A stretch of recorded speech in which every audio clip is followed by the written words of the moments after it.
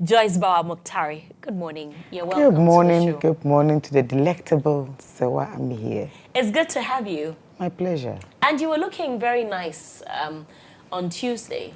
Well, you know, the competition is very keen. And somehow I just said to Aisha, I just want something unique. Yes, and I think that's all. And she asked me what? I said, you know me, anything. Just fully covered, decent. The only thing I didn't want was to have a full-length skirt. I thought that for a change, a three-quarter skirt would be great. And I think that's about it, nothing more.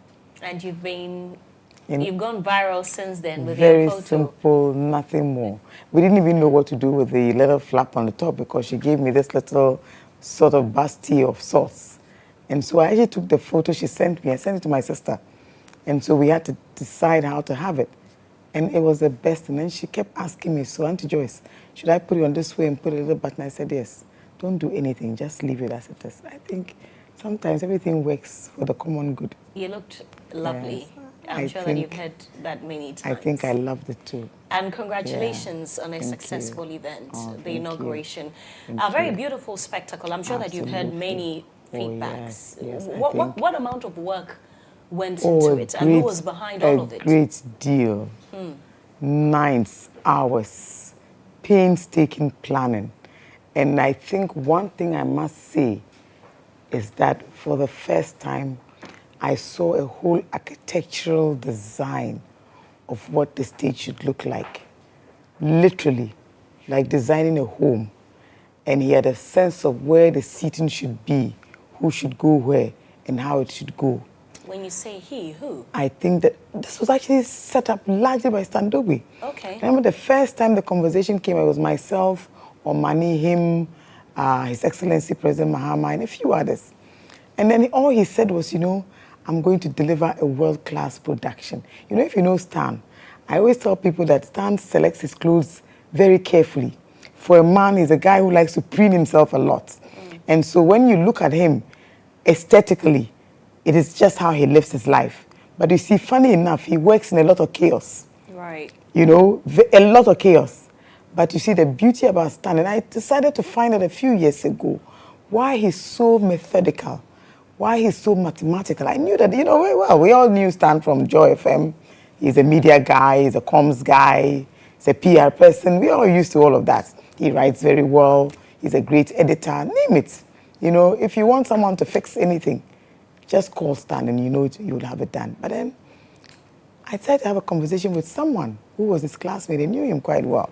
Then she goes, oh, but you know, in secondary school, Stan was a science student. I thought you were joking. She was like, yeah. I said, oh, how? She said, oh, yes, right up to A-levels. And you see, for me, maybe because I have a son who is also mathematically gifted, I tell people all the time that I take it from my father's day, because my father at a point was a math teacher. When you can think in figures, you are very methodical in everything that you deliver. For those of us who can think in letters, we're usually very verbose and we try to explain things all the time and in so many words. But for people who are mathematically, you know, gifted, there's a way that they use figures, a sense of methodism. They're very technical, they're very organized. They do things very well. So several years ago, there we were trying to interview a set of new staff for this institution I used to work for. Someone appeared from the University of Central with a first class. And then there was a gentleman from a very obscure part of Ghana who came in with a third class. And he had read mathematics at the University of Ghana. I stood up and we gave him the job. Almost 14 years later, he is the mind keeping that institution together. I've always believed in what mathematics can do for an individual in any sphere of life. Check those science students who came to law school with us, or those physicists who came to law school. Just look at how they do stuff, and you realize that they are totally very different. I think that this was a great choreographed project. He took it very seriously. Don't forget that we literally were babysitters of the office of the former president. And I always say we're a club of three. Be that as it may, we have survived. A club of three, you, Stan, and Dr. Omani Boama. Dr. Omani Boama. This is the original trio. And I still remember our conversations about whether or not Mr. Mahama would contest again. And whether or not 2020 was the time to go for it or to wait till 2024, we've come a very long way. I always call myself the addition to the evil twins, because those two are like twins in a pod. Right. You know, they can plot anything, they can discuss anything. They literally are lip brothers. And I think that I'm the younger sister who joined the two men. And I think it's worked beautifully for us in our dedication, in our loyalty, and in our commitment to our boss. And I think our talents have come together very, very well. So on this occasion, I must confess that event PR, and you know, they carried us from day one. Right. Yes, from day one. When no TV station, media house, or radio station was even interested, they took it all the way to the 2024 elections. You know, each time I speak to the very early days, I get very emotional. It is actually to the glory of God that today we can all sit here to celebrate this once onerous and arduous task, but now that has actually ended in this beautifully successful story. How much of the work, I mean, you've talked about all that was done by you, but how much of the work involved the outgone administration? Did they partake? Did they contribute in any way? I think that we worked very closely with the State Protocol Department, okay. But I believe that in terms of the arrangements, in terms of choreographing, in terms of the production, largely the mastermind behind it must certainly be Mr. Dogwe. Okay. And of course his team of workers. And I believe that Auntie Afi of Jandel actually also had people who, you know, she has a very huge entertainment industry and a huge decoration and event management industry. So I believe that in the background, they were there as supporting to deliver on the outcome. But I believe that all in all, most of the work was actually done largely by the incoming administration, more or less. You know, as a party, we have enormous talent. And that's the beauty about the National Democratic Congress.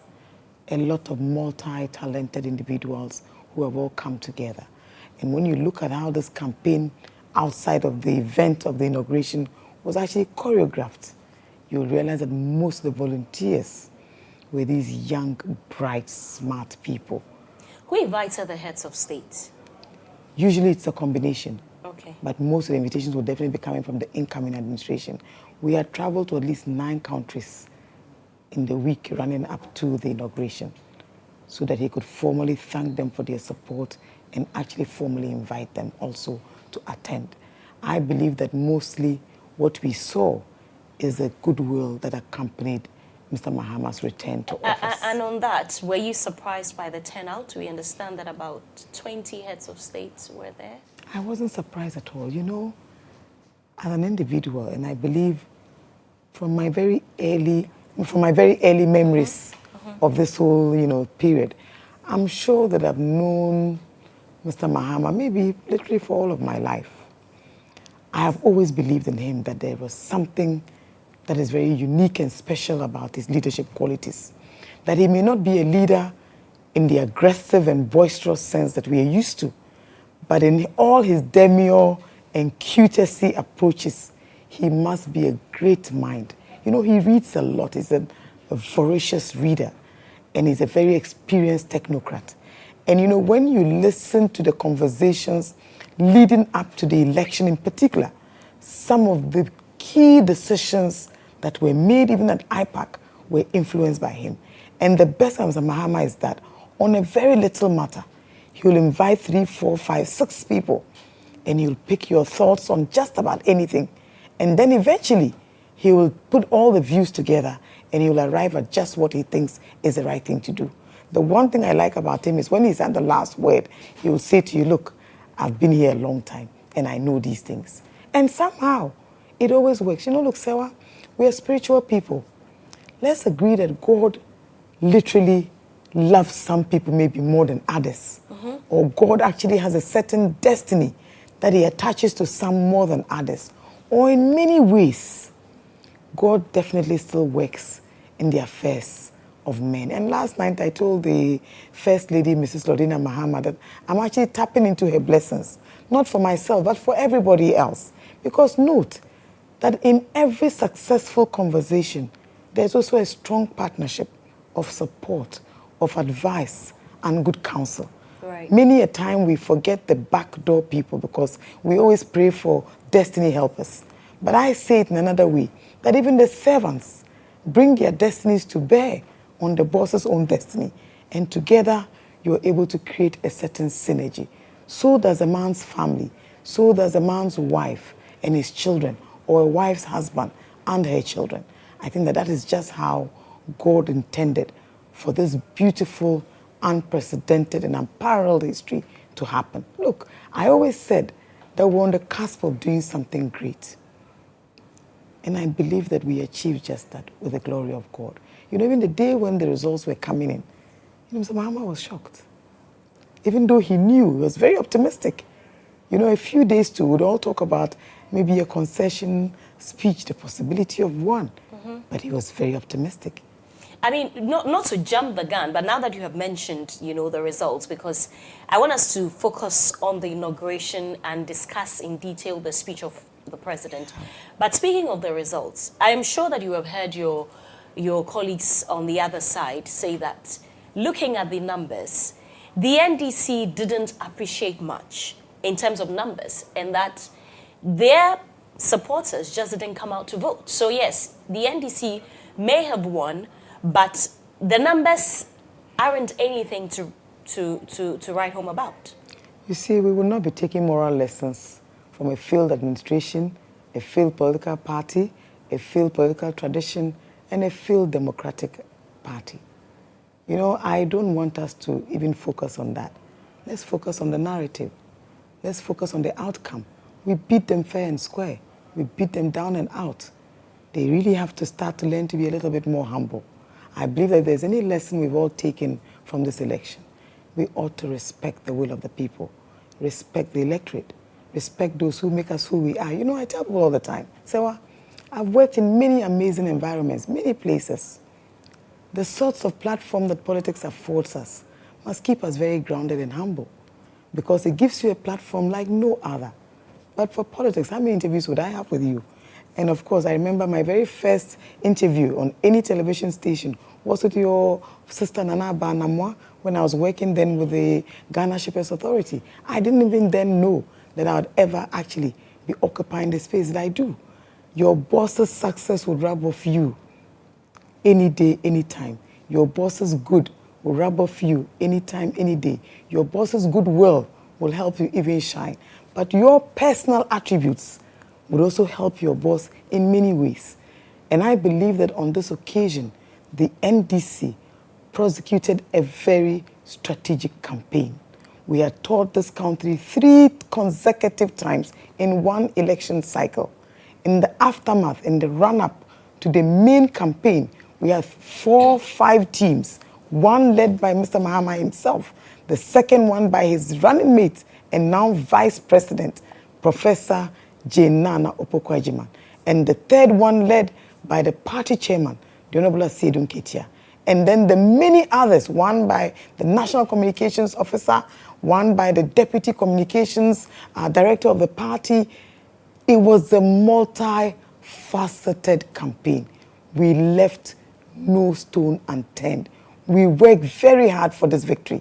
On this occasion, credibility, trustworthiness, reliability, affability, modesty, and a strategic campaign message worked in our favor. Let nobody who has failed to deliver after 8 years try to give you a story or to change the narrative. This plot ain't about the New Patriotic Party. This plot is not about former President Akufo-Addo. It is not about former Vice President Dr. Mahmoud Bawumia. And you saw that moment when the former Vice President paid abeyance to John Dramani Mahama. That photograph speaks volumes. That on this occasion, my brother was the better man, and he won. Okay. It's sportsmanship. Okay, let's come back to the inauguration. And before we get into the speech by the president, there are some concerns raised about the visible possession of a firearm by the Burkinabe head of state. I am sure that you have read and listened to some of the concerns. Even Kwesi Enin, who is a security expert, speaking with my colleague Nadede yesterday, said that it was a breach in protocol. Were you worried? as a team, seeing that visible firearm? So we had actually visited him in Burkina Faso. Okay. So I figured that him and Mr. Mahama had very good working relations. They had very good diplomatic ties. That this is a man that for many years, I had never met him, but I'd heard how he had referenced late former President GHOne Rawlings as one of his mentors. And in many of his speeches has sought to emulate that example. You know, on this occasion, whatever the reasons were, don't forget that we were naturally not in charge of security, for example. I mean, the first time I actually saw him was when he appeared on the screen to pay his homage to President John Dramani Mahama. But you see, Serwaa, look at the applause that greeted his arrival and approach to the dais.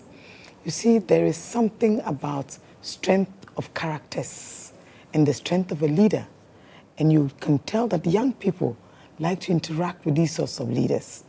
And of course, certainly, I don't think that he intended to use it for any purpose other than maybe personally to defend himself in the event. Because remember, he's a military guy.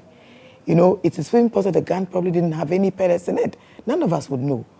I have listened to many schools of thought. I think that, as they say, the rest is history.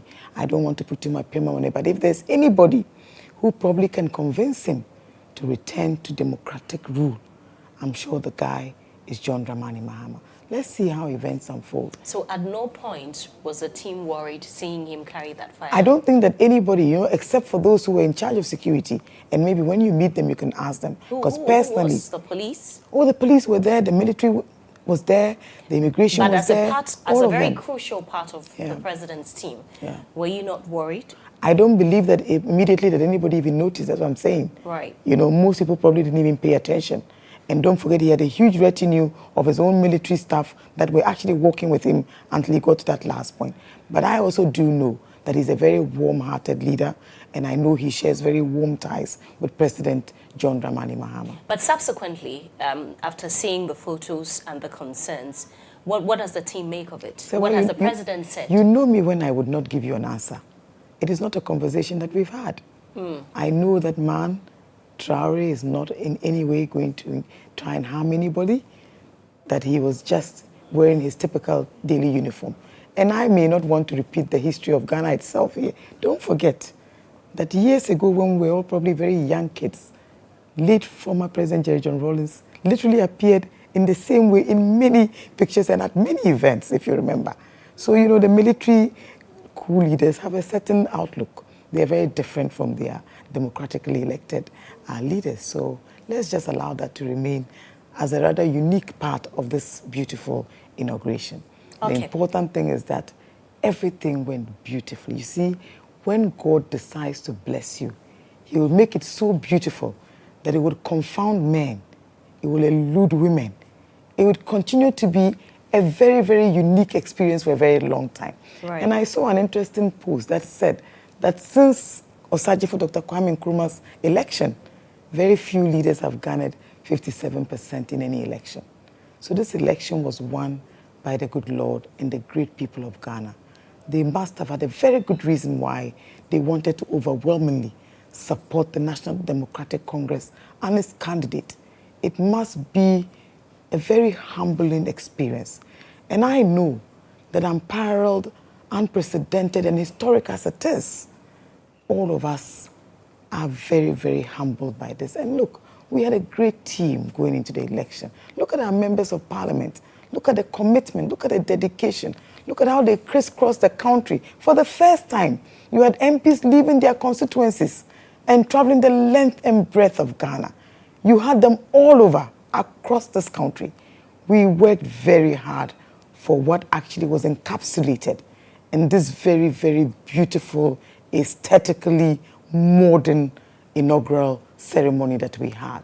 I would not take anything away from it, and certainly the narrative must stay on the page that this was an election won on the backs and hard work of a great leader and great leaders and fantastic campaigners. And we had a fantastic message. Okay, let's come to the speech, the 7-page speech of the president. He said on that day that he will be focusing his efforts on 4 critical areas, which include economic restoration and stabilization of the macroeconomic environment, improvement of the business investment environment, governance and constitutional reforms, and then accountability and the fight against corruption. Yes. I want us to take it one after the other. Yeah. Let's start with accountability and the fight against corruption, because oral seems to be in the news very lately, and they've been trending. You are very well aware. And many are confused about the mandate of oral. What are the terms of reference for oral? You know, look, very, very straightforward. And on the campaign trail, you can cross-check. In each of the 275, now 276 constituencies, all that Ghanaians were asking for was transparency, more accountability, and largely a better and stronger fight against corruption. You know, listen to the fact that the preamble to all of our constitutions since the 1968 Constitution speak largely to accountability, transparency, and above all, sincere and equally acceptable societies for us as a people. Don't forget that corruption was a big part of the last few years. Enormous nepotism that actually bred corruption like never before, involving huge sums of public resources. On the National Cathedral alone, we've expended close to $60 million with nothing to show. On PDS, we expended almost $12 million with nothing to show. Indeed, we lost the Millennium Compact, which was actually going to fund electricity and power distribution in our country because of clanism and a fight within the nepotistic administration that the Serwaa administration was leading. We have the issue to do with the Kwalugu Dam, a matter that is actually very close to my heart as a person, because it would have served largely regions across the white and black Volta. Imagine that we had the Kwalugu Dam. It means that we can cultivate food all year round. The only reason why we are unable to do that is water. We were told by the then candidate on the other side of the MPP that the biggest intervention that they have made in the northernmost parts of Ghana is the Kwalugu Dam. $11.8 million later, there's nothing to show. In a debate on one of your sister platforms, we were told that they had expended these resources on topographical and topological arrangements. Who does that? So what exactly is oral supposed to do? So oral is supposed to be a preparatory team to receive as much information as possible whilst government sets its administration in place. Whilst we are working to harness what goodwill we have, we must also clearly demonstrate in a very public way our commitment to fight corruption. So they're going to be collecting information? They are literally to collect information. And they're not going to be working with any powers? Their powers are simply that.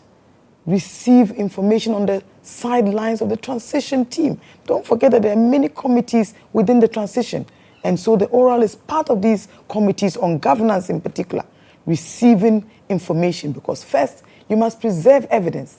Secondly, you must also protect witnesses. Thirdly, you must also create an avenue where well-meaning Ghanaians, citizens, can bring information and be happy to do so. Look at the composition of the team.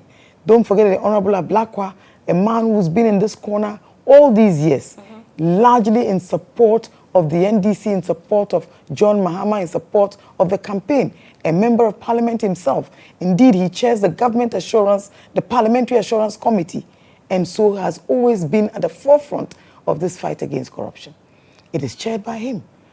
All the information he was getting before, he was getting them without any terms of reference. So on what legal backing are they supposed to be doing these things? Are we going to be seeing, a new creation of an anti-graft body to back oral? We are going to very soon have the Attorney General in place. Okay. That's the first point of call. We've gotten the Government Council in place. The next thing you're going to do is that you're going to have the Special Prosecutor's Office. There's also a decision on whether to retain that office or not. But Mr. Mahama has spoken about governance, and that constitutionally, we are actually going to strengthen all the anti-corruption governance institutions. Civil society is another strong voice and pillar in the fight against corruption. And you've heard them all welcome the terms of reference of this particular composition. So Oral's job ends when? As soon as the Attorney General is in office, they will hand over their report. Indeed, as soon as the Attorney General comes, he will receive this report. It is now their responsibility to gather information, to investigate, and decide on whether or not prosecutions are supposed to be the next. Right, so for clarity purposes, Oral ends when there's an Attorney General. Absolutely, certainly. And their mandate actually is supposed to deliver on the sidelines of the transition committee. So their report at the first point of call will be part of the transition committee's work. Okay, but I'm sure that you have seen concerns that these things that the Oral preparatory team is doing are things that can be done by the police, can be done by GHOne, can be done by the Office of the Special Prosecutor, and other institutions. If those institutions were not so strongly, heavily burdened by over-partisanship, you think they would not have been doing the job? The Special Prosecutor, we had the first one, that was the Honorable Martin Amidu. How did he leave office? Ingloriously, and resigned, and told us that former President Nana Addo Dankwa Akufo-Addo was actually more corruptive than the people he was prosecuting or persecuting. And then subsequently we had the Honorable Kisia Jabe, who himself has not had it easy. So I believe that there's so many bottlenecks. One of the best things that has happened since the change in government, Serwaa, has been the fact that everybody is now openly relieved. The People heads are of these free institutions, to talk and have liberty so to do. The heads of these institutions, Joyce, is the president looking at keeping them? You know, that is not my decision or my call to make. I am sure that the president, in his own wisdom, in consultation with the many teams and many advisors that he has, will be deciding. Look, we mean business. And if we stem corruption, if we reduce it even by 70%, Serwaa, I am betting you that the many people who go to sleep on an empty stomach will have something little to go on. I've counted a few things, right from the cash for seats all the way down. Tell me, imagine that we could even retrieve part of these monies. Can you imagine what they can be used for? $58 million on that cathedral. Think about it, Serwaa. Agenda 111 has been left hanging. We need 1.4 billion to complete. A wealthy nation is also a healthy nation. So health facilities are important. But health facilities need a lot of resources, money to set them up, to construct them. And so when we have these conversations, know that if we can fight and succeed in this fight against corruption, all of us, you and I, will be better off. Go around the regions. And you see, I feel very strongly about two things. One is the fight against corruption. Secondly is job creation. These two things actually seem to threaten and undermine our democracy in ways that you never imagined. When those young children, youth, applauded the Burkinabe leader, people were surprised, but I wasn't. People want to see dynamism. They want to see a different kind of leadership. If there's anything that I take away from this re-election of President John Dramani Mahama, and of course Nana Jane Opoku-Agyeman, is the fact that they have young children in that age category who are also looking for these same jobs and opportunities. We want them to hope again. We want them to dream again. We want them to believe in Ghana. So when Mr. Mahama ended his speech on the fact that Ghana is once again open for business, that stood out for me. Check the foreign direct investment over the last 8 years. Many of the investments have left. Go to the Western region, home to most of Ghana's natural resources. Where are all the investments? Where is the promise of the oil and gas find? Today we are struggling for gas, struggling for oil, when Mr. Mahama left behind thermal power plants that are multifaceted, can use both gas and light crude oil. And government spends all these huge sums of money on matters that are not priorities, matters that would not put food on the table. Huge sums of money wasted with nothing to show. We are hugely and heavily indebted. Ghana is actually currently unable even to go and borrow from international markets. We still have the DDEP. We have a poor and bankrupt economy, and largely the cedi is struggling even to compete against other currencies. These are very serious matters. So when Mr. Mahama speaks about economic restoration, Serwaa, that is just how to describe it. We need to restore, we need to reset, we need to woo back the investors. We need also to build back trust in our nascent democracy, because most of our youth are very apathetic suddenly. There must be a way that you restore hope, and you cannot do that if you don't restore this fledgling economy. Okay. It is actually the barometer on which everything else rests. I want us to talk about the president's 120-day contract, which he promised while campaigning, and look at the corruption fight in that. Yes. But before then, I mean, when there were concerns raised about the oral team and inclusion of women, I saw what you wrote about it, said that you had noted it. It's been about 3 weeks, and we haven't heard anything. What's happening? So there were many other governance committees on the sidelines.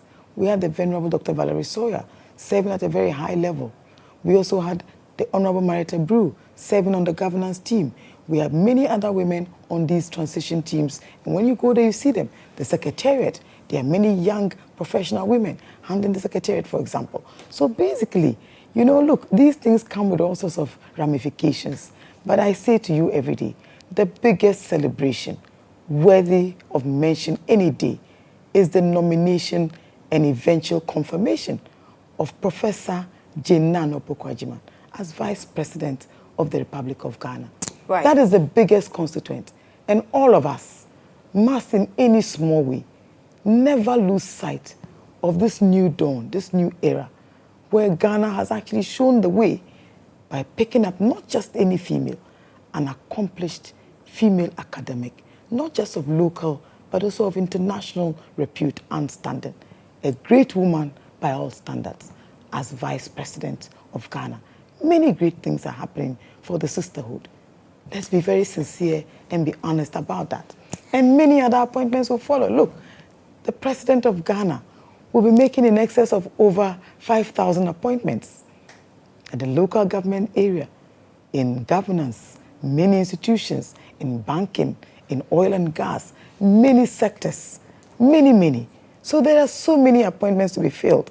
And you heard about the first set in the Jubilee House, for example. We have the Senior Advisor on Governmental Affairs, our big sister and boss, Dr. Valerie Sawyer, an accomplished academic herself.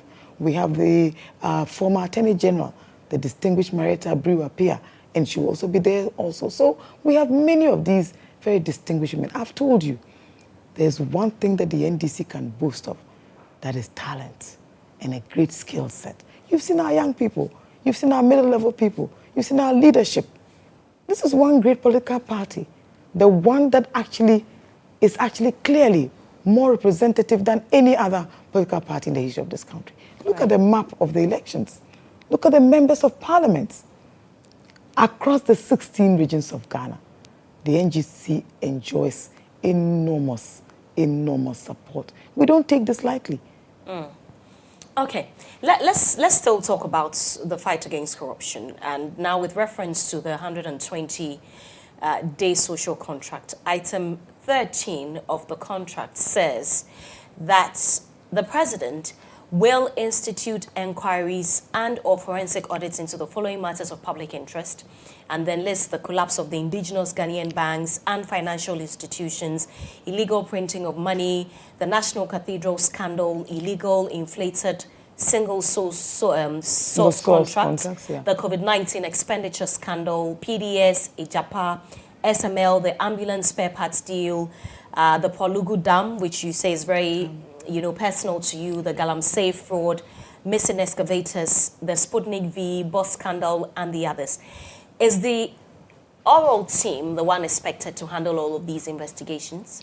Don't forget that the bodies that do investigations largely are actually on the instructions of the Attorney General and Minister of Justice. Right. So like I indicated earlier, as soon as the Attorney General's appointment comes through, whoever occupies that high office will be the very first to instruct for these very formal investigations to commence. That is when people can then be invited to answer questions. That is when people can then start or institute prosecutions where they're required or where the Attorney General, in his own wisdom, deems it fit. Indeed, these are all matters that are very close to the hearts of many Ghanaians. Right. So these are not specifically the things that the oral preparatory team is looking into. Preparatory. Yes. They are not things that they are looking into. They will receive information on all of these things. Right. It just actually makes the work of the Attorney General easier. It also means that time, no day. We want to focus on the things that matter. We want in very timely fashion to deliver on whatever promises we've made. Remember that the people who left largely because they failed to deliver. Mr. Mahama is on a legacy agenda, okay, to make a mark. He is a statesman who comes to the job with enormous experience. And having traveled the length and breadth of Ghana, we all know what matters to the good people of Ghana. Nobody will forgive us if we fail to investigate, if we fail to recover where necessary, and if we fail also to commit to making sure that we do not repeat the history and mistakes of the past administration. Okay, but is it that, judging by this 120, day contract with the Ghanaian people, that by the 120th day, the audit reports of these scandals will be ready for the public to see, or the investigations and the inquiry will begin after the 120th day? Once you have a report, it's very easy to audit. Indeed, the matters that you've mentioned are all matters that came to our attention because they were audit reports, if you remember, whether forensic or otherwise. And the work of the Public Accounts Committee, for example, exposed most of these, financial loss issues. So there are already reports, really, many of them. So all we need to do is to consolidate these reports, to reconcile them where necessary, and certainly to start to ask questions about where all these monies have gone to. So when will we start getting that information? Within the 120 days or after the 120 Well, within, and we've started. It is why the terms of reference for the oral committee are very straightforward. And you know that in the next few days, in 2 weeks, Mr. Mahama has promised that they will have the full complement of his cabinet. And it also tells you that it's because of the relevance and importance of these matters to do with the fight against corruption that we have named no meaner person than the former Attorney General of Ghana to be legal counsel at the presidency. That should tell you that this is very serious business. So Mr. Mahama would have immediately someone advising. I've told you that Dr. Valerie Sawyer is an academic and a lawyer also. And certainly we have these very great and beautiful minds who will be there, and we have the Chief of Staff in place. So there's already a lot of work going on. And I have no doubt that in the 120 days, look, that is a social contract. So we must at least be waiting to deliver. And people must be assured, doubly assured and reassured that this is a man who comes to this job with a commitment like no other. And he's hit the ground running. Yesterday was his first day at work. You saw the nature of the meetings we had, mostly bordering on what? Finance, on energy, on power, and the critical things that actually should kickstart the work of any new administration. The most important thing is to get the economy running. Secondly, is to work on power distribution challenges. Thirdly, is to continue to ensure that in the next 2 weeks, he has the full complement of his cabinet in place so that we can kickstart the work that the transition team will be handing over to the new government. All right, for those who are asking, we'll certainly talk about the power crisis before Joyce leaves the studio. But how do you respond to those who say that Operation Recover or Loot is just a message to make the masses and the base happy? Because, apart from the Smarties bus scandal under the John Mahama administration then, where monies were recovered, and you can correct me if I'm wrong, I don't recall any other contract where funds have been recovered, which have been bloated and have been recovered back to the state. Well, do you remember that there was a national service scandal under Mr. Mahama, which was fully investigated? You remember that there was a matter to do with, there was another one that was even investigated and people were prosecuted and even served prison terms, if you remember. But we weren't able to recover state funds. Well, in some cases we did. That's what I'm saying. I know of the Smarties bus scandal. Oh, there are many others that maybe I probably don't have immediately at my fingertips. But there were many of those sorts of situations. And if you remember, one good thing of Mr. Mahama's administration, and maybe we all forget, is that all these matters were investigated by the Attorney General at the time. And none of these things were swept under the carpet. And I don't recall Mr. Mahama coming out to tell you and I or anybody that he was sweeping anything under the carpet or that he was clearing any of his appointees. And I recall that that was one of the strongest selling points for us in this campaign, that Mr. Mahama's very, very worst record on the fight against corruption was actually the very best for President Akufo-Addo, now former President Akufo-Addo. You know, Serwaa, Ghanaians are very, very conscious. There's a certain new consciousness. People know what they expect of their leaders. People know what they want. Don't forget that the MPP assumed that on the back of all their failings, they would somehow survive. But look at how resounding and overwhelming the rejection was. A complete annihilation, a complete repudiation of everything New Patriotic Party. And if you look, because you also go back to matters within the other Mahama administration, imagine that the levels of corruption stories that they used to whip on the back of those stories. Make comparisons now. The one lump of the $58 million expended on the cathedral alone literally wipes out every story in terms of finances that you speak of, even under Mahama. You see, Mahama and Mills had something going. They at least made attempts to fight corruption. This government didn't? I mean, the outgone government didn't at all? Even in the Stona, he told you that everybody that he cleared because they had been investigated. But he wasn't doing the investigation, was he? Well, we heard about Professor Frimpong Boateng's report, for example. We heard about the matters to do with Charles Bissell, for example. We heard about the fact that many government appointees in the erstwhile administration, and you heard President Mahama speak very boldly to the fact that if my appointees are coming into office to come and do galamsey or even engage in any form of mining, then you know that you don't have a place in my administration. Okay. And these are matters that bother the good people of Ghana. You know, Serwaa, I don't want us to sit here and compare peaches and apples.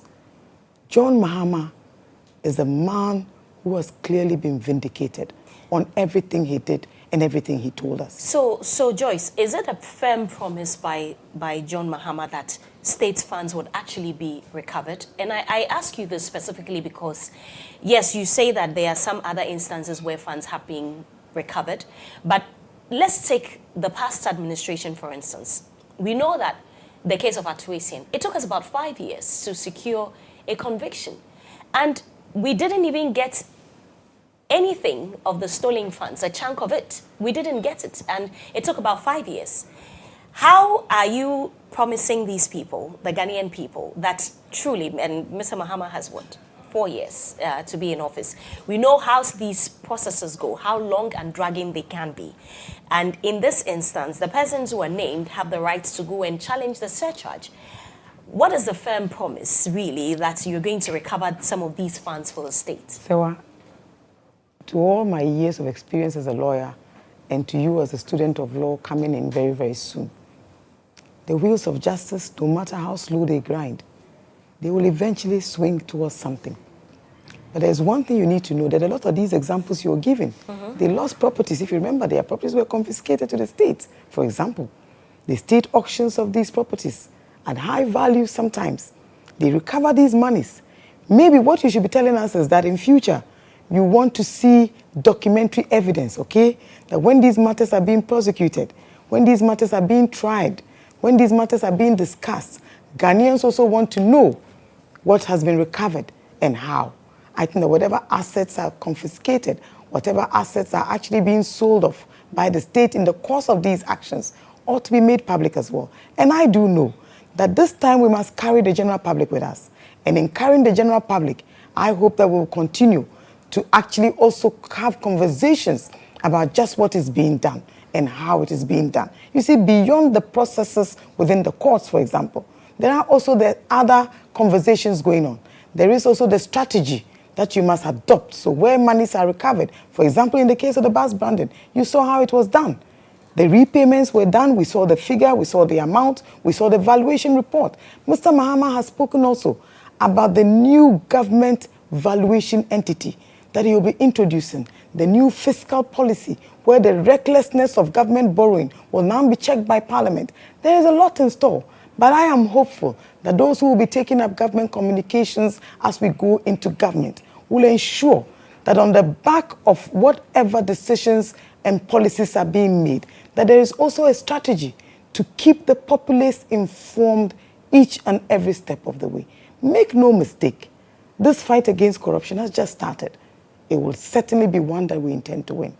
Okay, but you know, I like that you admit that the wheels of justice grind slowly sometimes, but certainly it will take us to where we want to get to. But would you then disagree with those who say that, you know, maybe in the fight against corruption with this whole oral thing, you're just selling a dream to the ordinary Ghanaian that, yes, because from the way the promises are being made, it appears that in the next 3 months, in the next 1 year, in the next 2 years, state funds will be recovered.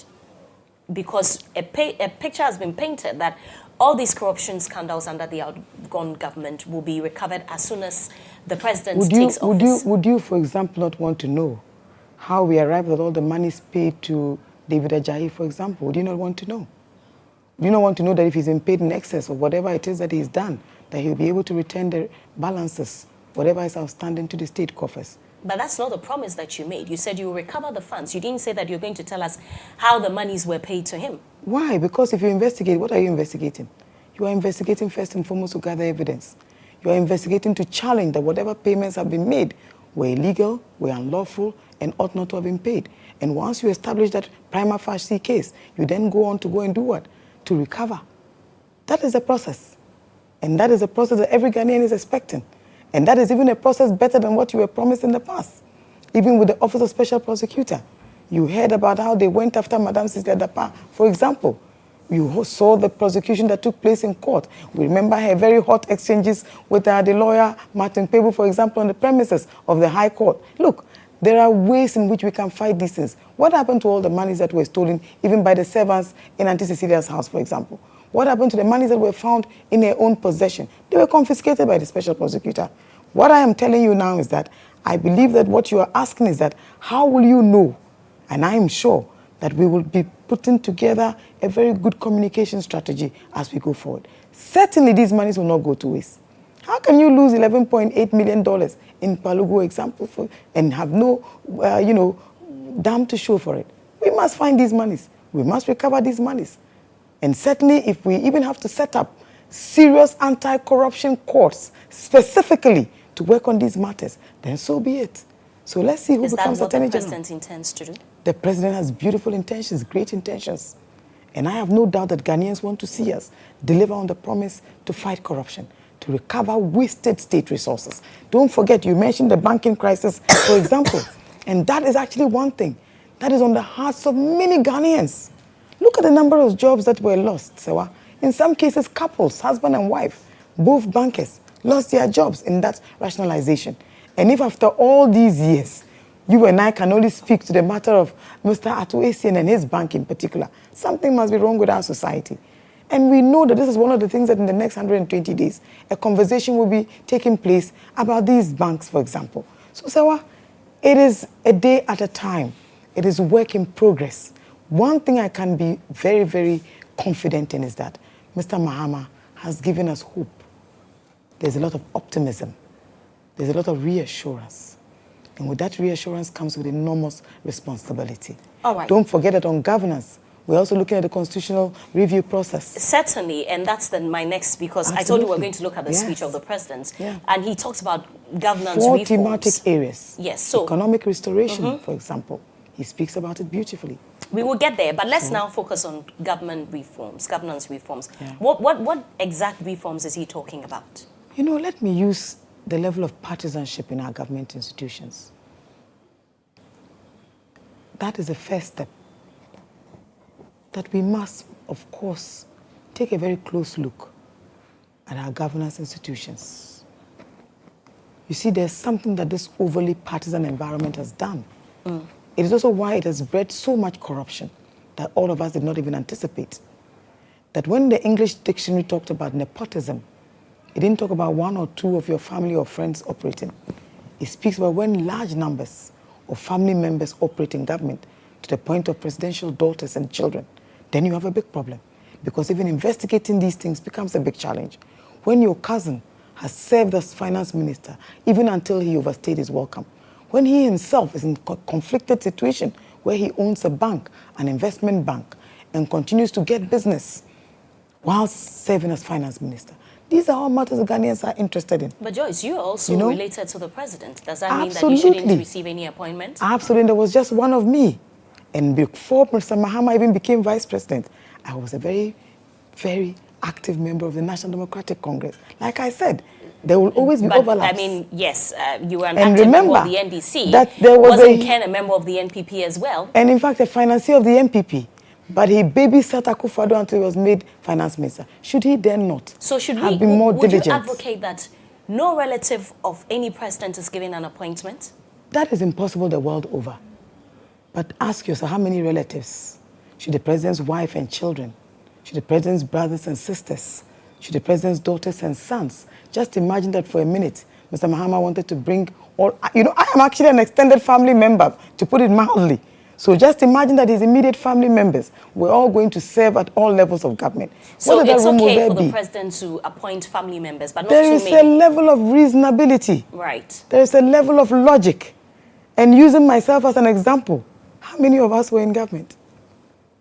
Certainly you'd have president's friends. I mean, who comes to work with your enemies? Nobody does. Remember that governance also comes with a huge machinery behind government. Many people who support at all levels. I'm sure that many people will have different relatives at different levels. Members of parliament, members of the district assembly, members in office in government, wherever. My sister, it is the numbers. It is the sheer magnitude of the family and friends that former President Akufo-Addo came into office with. President Akufo had his brother as his defense minister. And why not? His brother was a qualified and competent pair of hands. Why not? Okay. That would definitely happen. And certainly, and you know, look, make no mistake. I believe that I'm well qualified to serve at any level. And I've had many Ken says the friends. same thing in his lovers. Yes, there are many other people beyond Ken. There was Nana Bidie with his father and mother. At so it was the numbers for you? I've told you, nepotism is not about one or two people.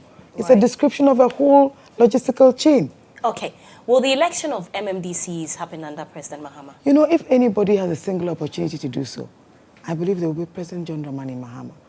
I don't know what the decisions will be going forward. Will it happen? Maybe it should happen. Maybe it's time. Maybe it's time. Because when he talks about governance and constitutional reforms...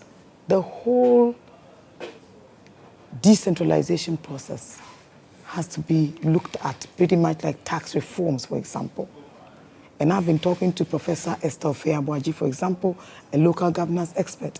I've had conversations with Professor Kwamina, who I call a doyen, of course, of our local governance structure. Remember that Dr. Kalisus Mahama is coming in also as Executive Secretary to His Excellency the President. And the President himself is an expert in this area. I want to see many reforms too, like many other people. But I want to see less focus on the partisanship.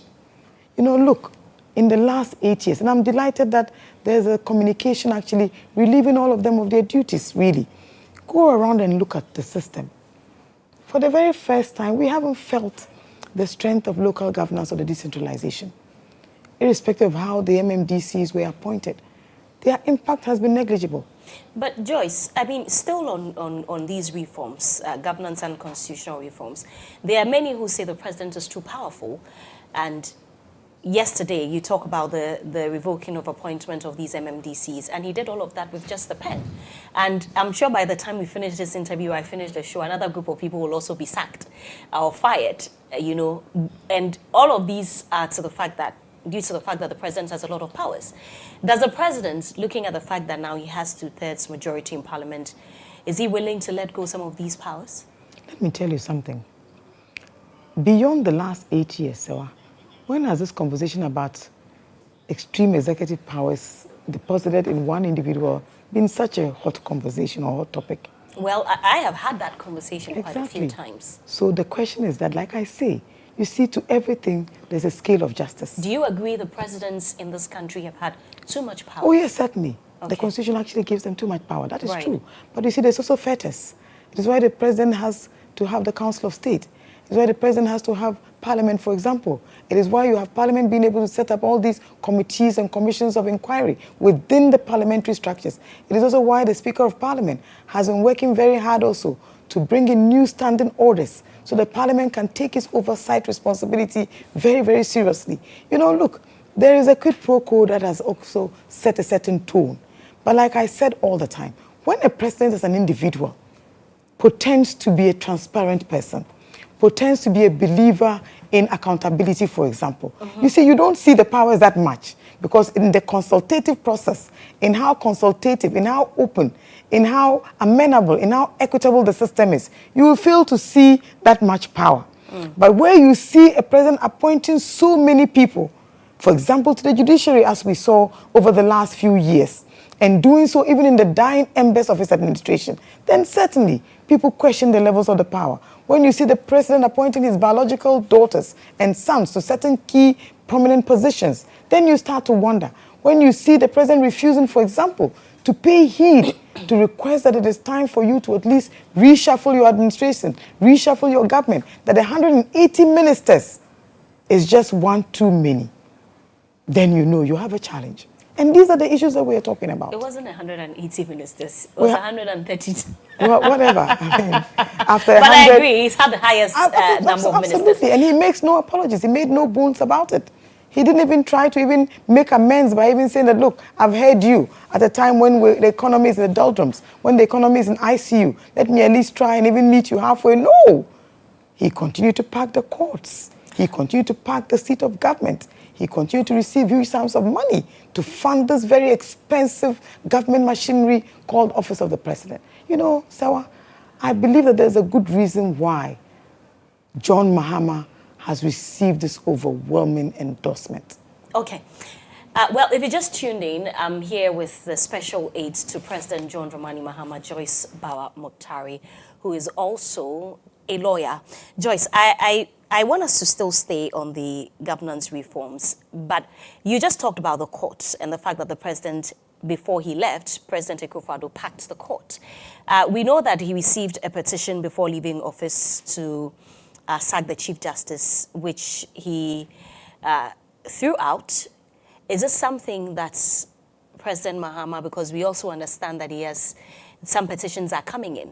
Is it something that President Mahama will be looking at, especially because members of the NDC, some members of the NDC have consistently accused the court of being biased, including the Chief Justice? Serwaa, it is within the right of every citizen of Ghana who deems that there's been any breach of ethics whatsoever to petition the appropriate authorities. That is something that the Constitution enjoins everybody to be able to do. The second thing is that many citizens have cause or reasons to be dissatisfied with many of the governance institutions. And you know, it is not just us saying it. I remember years ago when the Minister for National Security actually had reason to address judges, where he spoke also about the fact that they ought to also demonstrably be fair in the dispensation of justice. So this is a matter that's a matter of public record. The Afrobarometer report has spoken about how people no longer have any confidence in these governance institutions. That is also a matter of fact. So certainly you don't expect the president or the former president now to be so dismissive. If for nothing even, give them a listen, give them a hearing. It happened in the case of Madame Charlotte Osei, one that I believe was a very, very unfair circumstance. And yet we had to live with it because the president in his own wisdom felt that this was what he was supposed to do and what he wanted to do at that time. And will the president consider the removal of the Chief Justice, a petition? I've told you a petition would come. Like every other petition, it will be handed over to the appropriate quarters. There will be due investigations and there will be an outcome. You know, I don't want to prejudge any of these things. I don't want to preempt what the president intends to do. But we must, as a matter of justice, as a matter of fairness, as patriotic citizens, improve upon the public perceptions of our governance institutions. I'm sure that even if you ask the Chief Justice herself, she will tell you that she would rather lead an entity that is actually trusted, that whose fairness is not in doubt, whose approach to delivering justice or dispensing with justice. And you see here, we're not talking just about political cases, for example. We're talking about the generality of justice for the generality of the populace. That is what we're talking about. You see, let's not personalize these conversations. When the views are sampled when the polls are being done, they are sampling the views of ordinary Ghanaian citizens. The cost of justice delivery is another conversation that has come up. These are matters that you and I know. And these are matters that scholars have spoken about at length, that people are dissatisfied with the output of the judiciary, the justice delivery system. It's a matter of public opinion, not mine, not yours. Okay. There's so much that I want to talk to you about when it comes to these governance and constitutional reforms. But let's talk about ministers. Because of time, I have just a couple of minutes to wrap up the show. The president promised that he's going to work with 60 ministers. And even though, I mean, that's going to be the leanest or the smallest minister list, well, we've had a couple in the past, not so much, but 60 ministers. And many assume that this is going to be very difficult for the president, especially now that he has 183 ministers, something that I doubt he anticipated. How difficult has it been? I mean, we understand that everyone is lobbying. Are you lobbying? You know, for me who works right under the baobab tree, and I say this without any fear of contradiction, I have never asked President Mahama for anything. It's been a privilege and an honor to serve a man of such enormous, enormous glory of God. It's been an honor and a great privilege. I mean, I probably would have missed my blessings many times over. Don't forget that every work environment has a lot of difficulties, many aspects that most people never get to see. I've probably had many occasions when I probably almost left the job, and because I am one person who has many options, I could even go and manage my mom's school. But I stayed on because I believed in the project John Dramani Mahama. I have never, you'll be surprised, that I can analyze all sorts of things for John Mahama and never ask for anything for myself. And I hope that I remain that way, very Which true to myself. ministerial position are you looking at? I have not thought about it because, you see, fortunately, I believe that looking at my qualifications, I'm someone who can serve in many, many, many, many capacities. And so I leave it all to the glory of God and what his steps are for me for the next few months. But many people are lobbying. I mean, we all get lobbied for some weird reason. And so I don't envy him. So you haven't lobbied at all? No, absolutely not. Why would I? Why would I? I trust his judgment. I believe that anybody... But do you expect an appointment? I haven't even thought about it. You know, everybody asks me the same question all the time. My sister, if I didn't even have any formal appointment, it's been an honor and a privilege. And I think there's so much I can do from this point. Would you be surprised if you get an appointment? I wouldn't be surprised. And I wouldn't be surprised if I didn't either. Same. You know me well enough. When should we expect the president's list? Well, he's told us that this should be done in 2 weeks. And you know that there are very, very key challenges right now. I am hoping that very soon we should have at least the finance minister ought to be announced. We should have some of the key appointments being made over the next few days, I'm sure. I'm looking forward maybe to the energy minister, judging by the agency and the emergency situation that we've actually inherited. I am also looking forward to the Attorney General of Ghana. That should also come up maybe in the next few days because that's another key appointment. And the Defense Minister, Interior. There's so many of them to think about. But don't forget that many other ministries were also created by the outgone administration. And when Mr. Mahama speaks to governors, these are some of the areas that we are also talking about. Because you see, think about it. We must, as a matter of urgency, look at the fact that this is a new era. He actually has a big opportunity in agriculture, for example. And I love the fact that I met a gentleman in the media who's actually a rice farmer of enormous persuasion. And this is the Ghana that we are actually walking into now, where you find people, practitioners, lawyers, doctors, with many other interests. Mr. Mahama himself has actually taken to farming on a very large scale. And there are many other people in this value chain. I have many young friends who are part of my mentorship program, who are into agriculture in ways that I never even imagined. You see, I am actually the expert that I am because of the many young people that I have under my sleeve, that I engage on all facets. If Mr. Mahama can achieve a great agric minister, for example, and do the great things that he intends to do for agric, Serwaa, if we can feed ourselves, cut back on importation of foreign goods, And I heard about a very interesting breed or species of rice grain called naper, and how it grows just in any climate. If we can start to use science to back agric in the way that young people actually see it now. And I remember Mr. Mahama saying that he wanted to make agric sexy again to the youth. If we can be food sufficient, end food inflation and high cost of food, feed ourselves and export what we have, can you imagine what Ghana will look like in the next 2 years? Okay.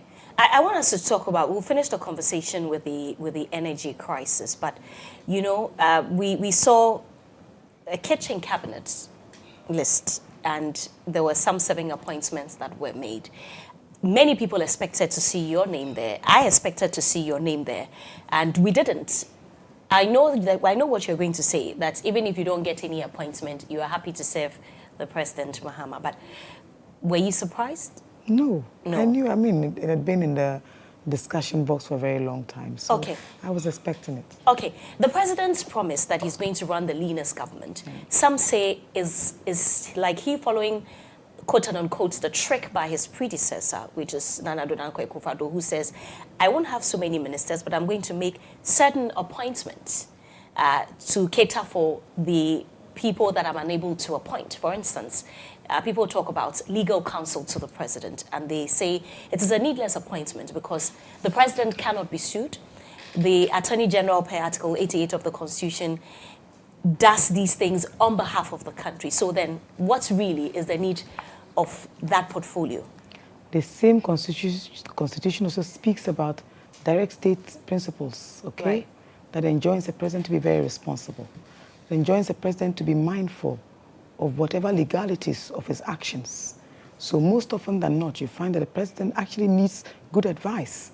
I have said that maybe... Isn't that why the Attorney General is there? But to have an advisor very close to you is also very important. That office is a creation by Nana Addo Dankwa Akufo-Addo. And I remember some persons in your party said that it was a very needless creation. You see, let me say that I have no doubt in my mind that the person that John Mahama has appointed to that particular office is a woman of enormous experience and repute. So you should know that this is not a consideration that has come lightly.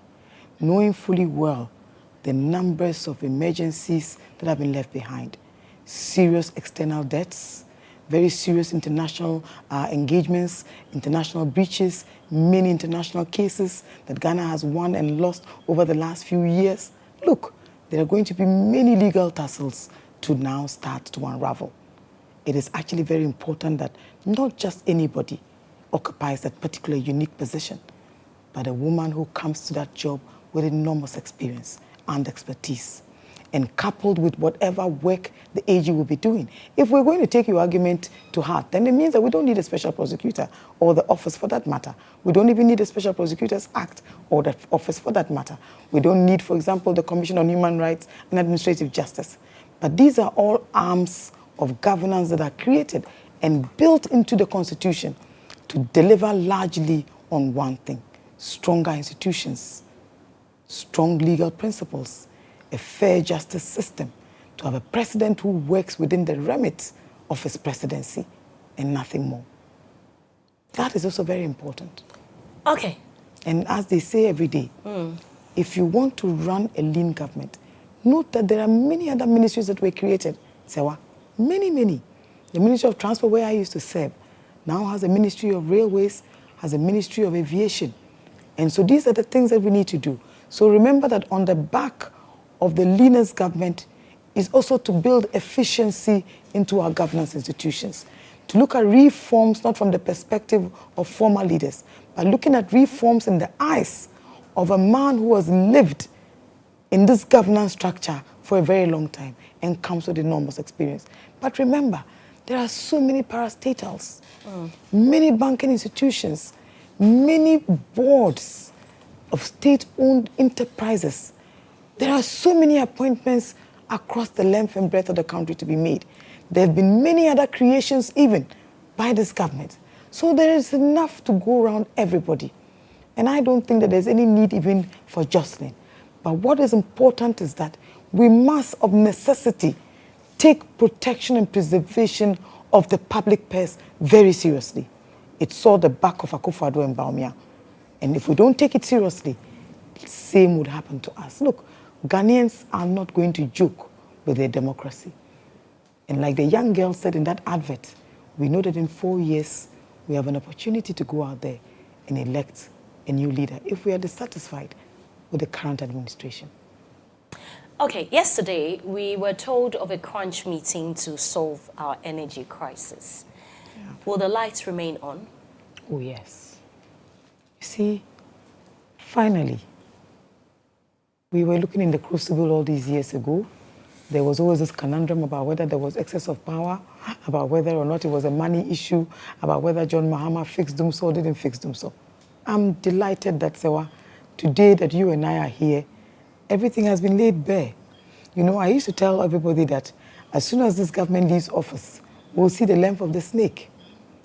Don't forget, in the run-up to the campaign, in the run-up to the election, there were conversations about the energy sector debt in particular. That the energy sector levy that was left behind and inherited by this administration and capped to borrow monies that they didn't use for anything, certainly didn't use even to stem the indebtedness, that it was always going to come home to roost. Today, we've seen all the chickens right on the table. And yesterday, I walked into the room to see all these experts, heads of all the institutions within that sector, that I probably hadn't seen most of them in the last 8 years, because, you know, when you're in a position, even though you're a professional, you become almost like a leper, and most of your friends don't want to hang out with you. They were all in that room. And the many who were taunting us 8 years ago, I know some, I won't mention names, who were sending me audit reports about just how bad the institutions they inherited were. Today, those audit reports pale in comparison to the failure of that sector. But I know one thing, that there is a deep sense of goodwill and there is enormous commitment. And I know that most of these independent power producers know, for example, that now that there's a new sheriff in the saddle, they know that there will be every effort to negotiate, to calm the waters, and to be certain. Because remember that at the bottom of the $10 billion industrialization drive, that is the big push agenda, the effort to create jobs also means that we must keep the lights on. But Joyce, why are we learning of this now? The NDC was part of the transition team. Is it that this information was kept from the transition team? As soon as we went into the transition, this conversation started. And I believe that you heard the Honorable John Jinapo, who actually chairs the energy committee of the transition, speaking to this matter. You also heard about the fact that a team had to travel to go and engage some of these suppliers, for example. You saw Mr. Mahama engaging independent power producers even in the course of the campaign. You saw him when he met Ambassador Palmer, the U.S. ambassador to Ghana. Yes, and we're all talking the of the looming energy crisis. Absolutely. But just 2 days ago from the inauguration, we are being told that it is that serious, we may not have power in the next couple of days. If you didn't ask your past administration, you should be asking them, why didn't they tell us? You see, we told you that they were being inscrutable. We told you they were being dishonest. We told you that they were hiding a lot of stuff. We told you they were not being transparent and accountable to the good people of Ghana. This speaks volumes. But I know one thing, that judging by the goodwill that has propelled us into office, the nature of the seriousness that Mr. Mahama has attached to this by setting up a 12-member committee chaired by Mr. Julius Deborah, our Chief of Staff, I know that the solution is in the offing, and certainly the lights will stay on. You see, look. So we won't have any moment of doom so at all? We don't intend to, and it shouldn't even happen. And I know that if we start to pay them, if we start to focus on what is a priority, if we hadn't wasted $58 million, we hadn't expended $12 million, we hadn't expended $11.8 million, look at the quantums of these monies. If we hadn't capped the energy sector levy, for example, to go and borrow askance recklessly, without due recourse to the public purse, without any consideration for the common man, then certainly we won't be having this conversation. But make no mistake, if there's any man who knows how to navigate the energy sector, that man is President John Mahama. And I know that this time he is going to make sure that we pay these supplies. He's going to make sure that we keep a tight lid on it.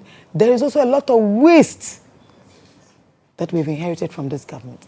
So efficiency a reduction in borrowing, a refocusing on what matters and on what is a priority is what we need. And that is exactly why we'll have the leanest but the most efficient administration to work not just for us, but in the interest of the good people of Ghana. Look, I told you about Pasa, for example, in the Ketekrachi constituency, where they have something called low current, low voltage. We still have a country where people steal street lights and poles. All of you can help us to stem these things and build the efficiency that all of us want to see. And Mr. Mahama has told us he will need the support and help of the good people of Ghana. Okay. So if a citizen sees somebody climbing a street light, for example, report it. And we must also do some great advocacy to stop citizens from doing this. But of course, these are all livelihood-dependent issues. And so when people start to see the impact of the implementation of these people-oriented policies, some of these things will end, and there will be a new era ushering us into an era of prosperity and hopefulness. And I know that John Mahama and Nana Jane will deliver just that. Okay, 2 more questions before we wrap up the interview. Will you fulfill your promise of scrapping e-levy and the betting tax, the COVID levy? Now that we have a 2/3 majority, it tells you that Ghanaians want that to happen. And whatever Ghanaians want, we must give them, for as long as it's in the interest of the country. And remember, e-levy is not just taxing mobile money. It is also about financial inclusion for the less privileged. And so when you started to tax it, what did it do? It left those people in that catchment even poorer. It made the hardship even worse.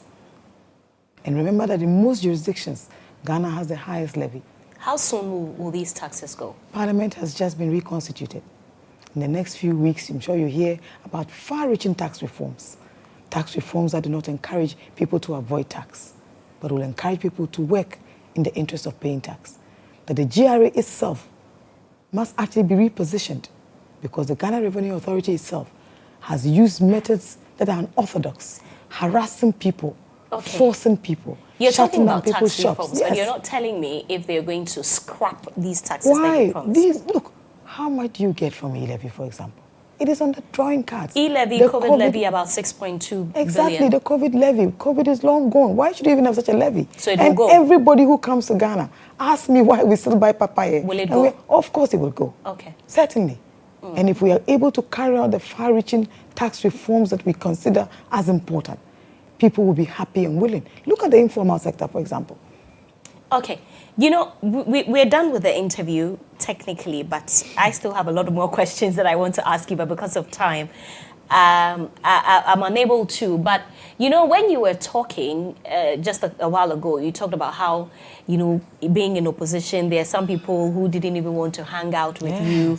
People, you became lepers, quote and unquote, because you are not. You are living a very good life, because I knew you were in opposition and you didn't look like a leper to me. But you also knew my private business, and you were always there. So you're one of the biggest beneficiaries of that private entity. That's true, and I must say. Absolutely. But and you know that I have a great team, great supporters, and I work very hard.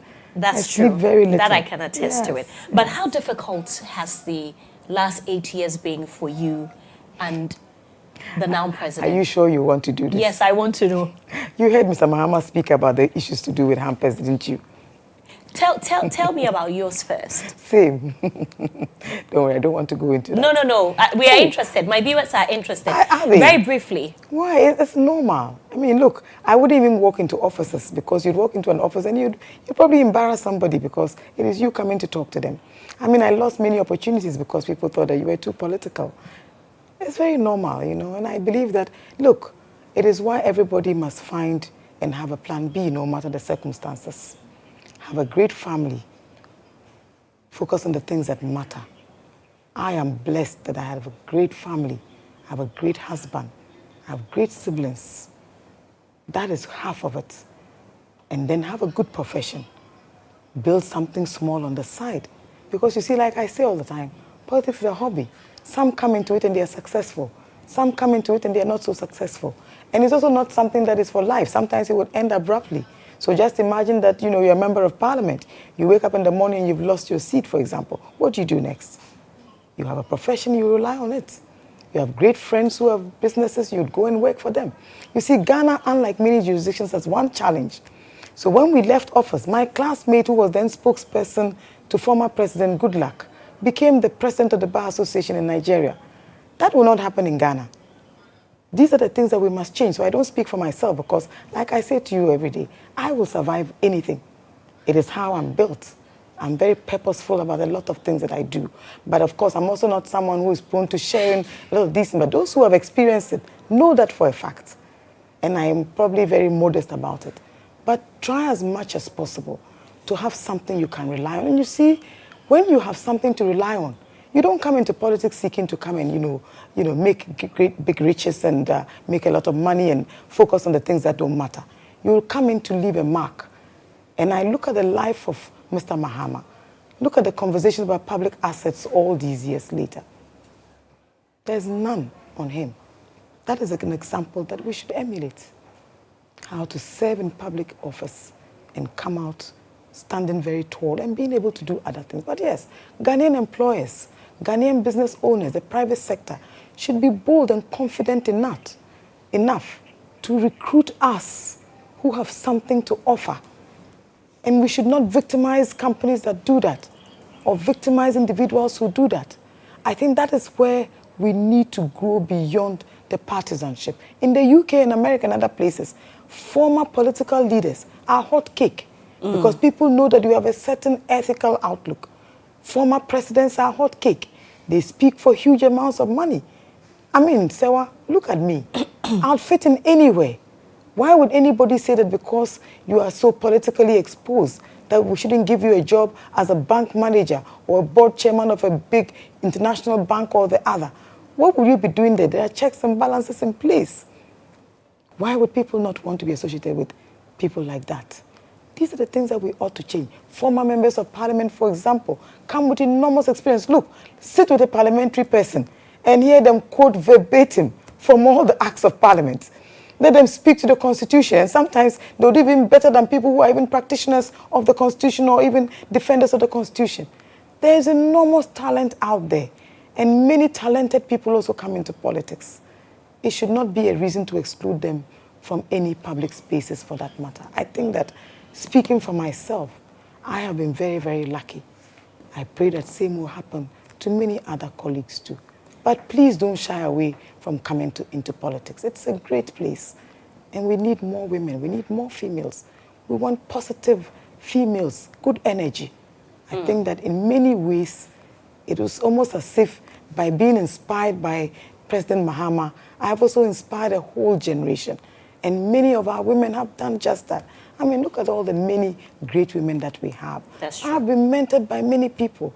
Madame Betty Mould, Dr. Christina Makunyama, Madame Valerie Sawyer, Madame Marietta Brew. There are so many of us. So many. Many. Look at the young ones.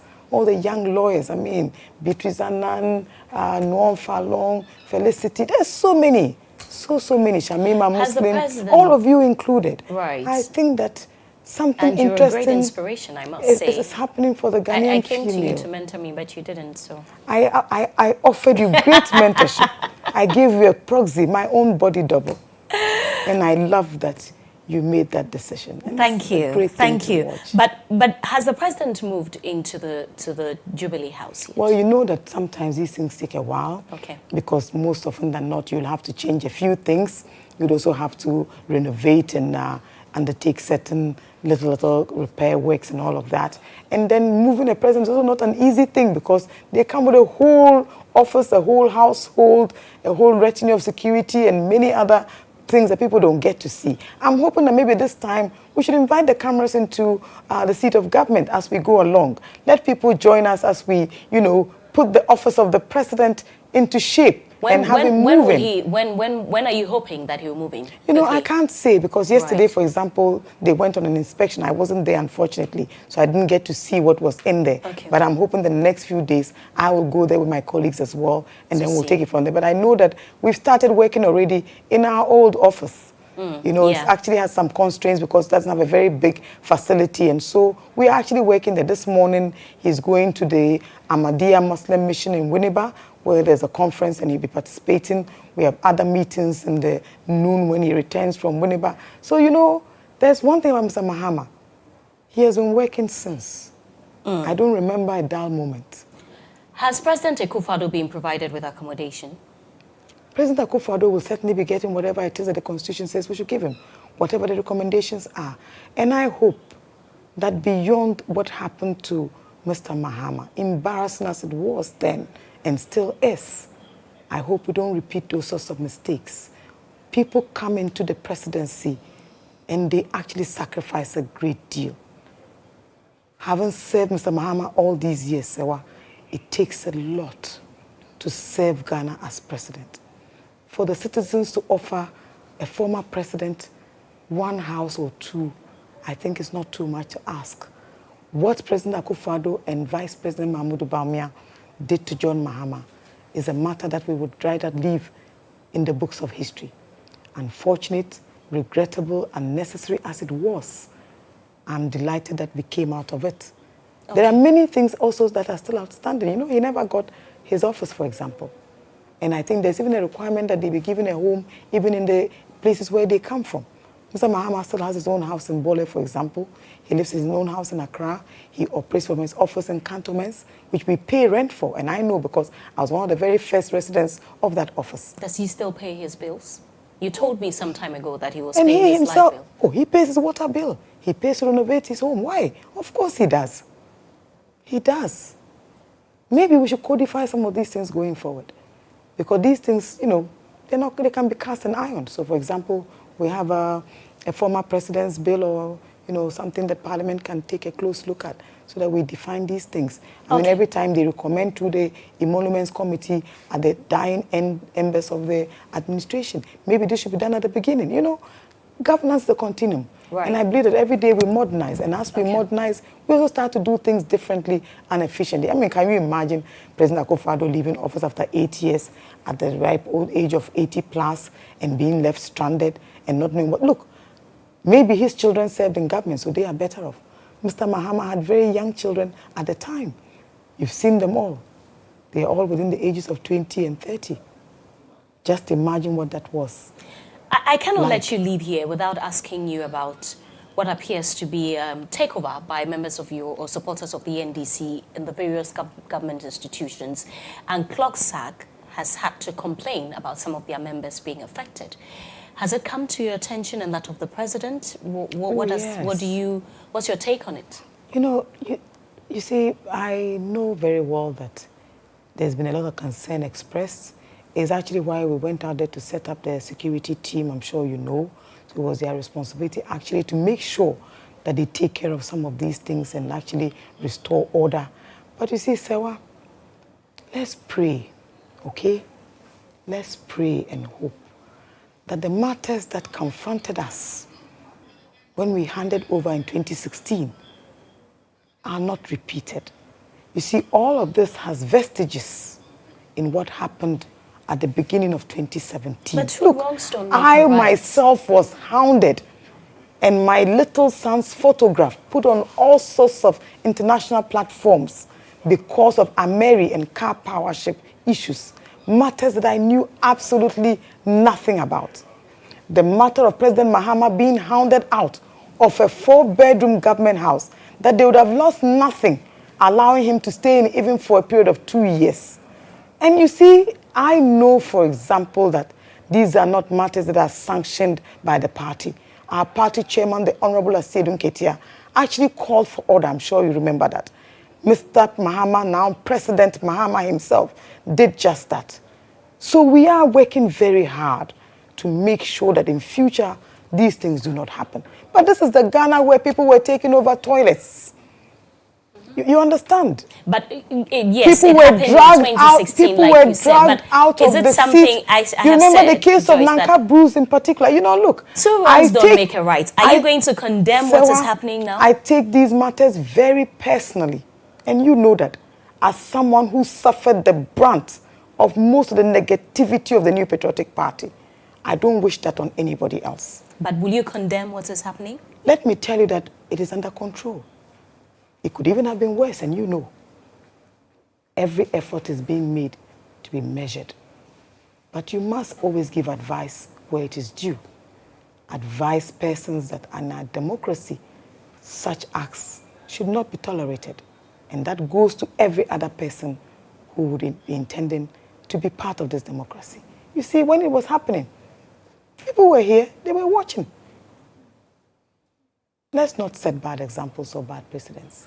You know that nobody on our side supports any of these activities. Why? President Mahama, you know. Professor Nana Jino Pokwajima, our vice president, you know. Have you seen us dragging any security men out of the seat of government? No.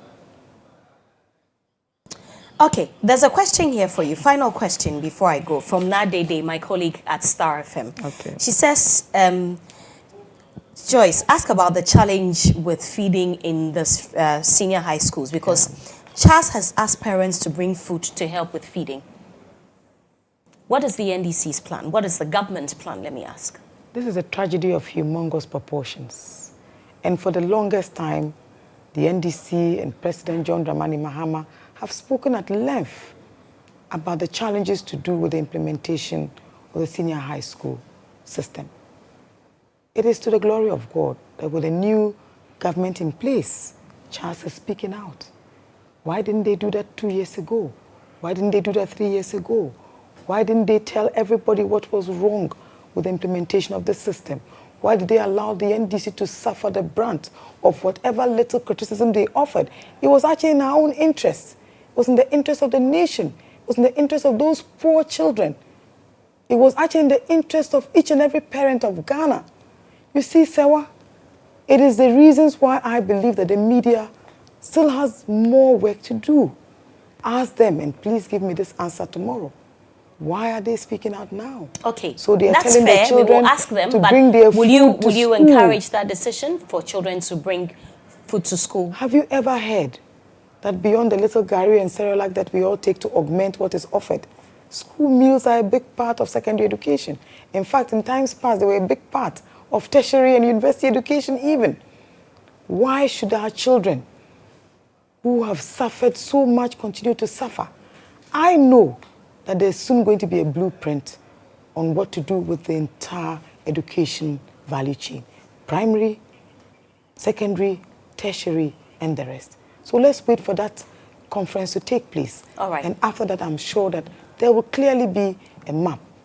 Don't forget that they owe even in WAEC bills. We never heard that before.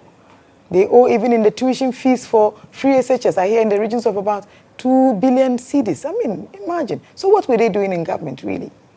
Thank you very much, Joyce Bawa Mogtari, a special aide to President John Dramani Mahama.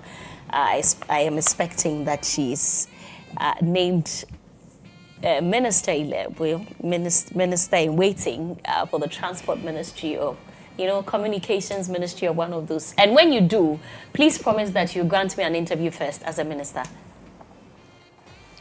You see, I will always grant you interviews.